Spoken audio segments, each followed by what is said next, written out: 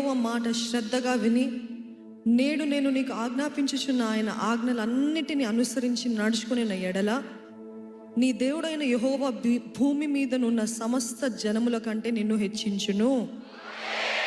నీవు నీ దేవుడైన యెహోవా మాట వినిన ఎడల ఈ దీవెనలన్నీ నీ మీదికి వచ్చి నీకు ప్రాప్తించును. నీవు పట్టణంలో దీవింపబడుదువు, ఆమెనని చెప్పండి. పొలములో దీవింపబడుదువు. నీ గర్భఫలము, నీ భూఫలము, నీ పశువుల మందలు, నీ దుక్కిటెద్దులు, నీ గొర్రె మేకల మందలు దీవింపబడును. నీ గంపయు పిండి పిసుకు నీ తొట్టియు దీవింపబడును. నీవు లోపలికి వచ్చినప్పుడు దీవింపబడుదువు, వెలుపులకు వెళ్ళినప్పుడు దీవింపబడుదువు.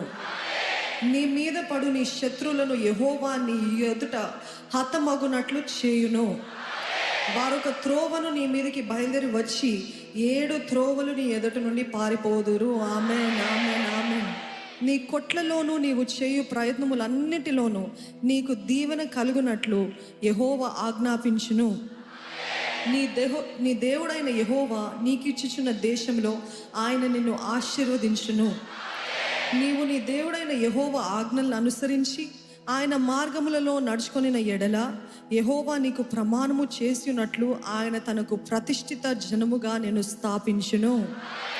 భూప్రజల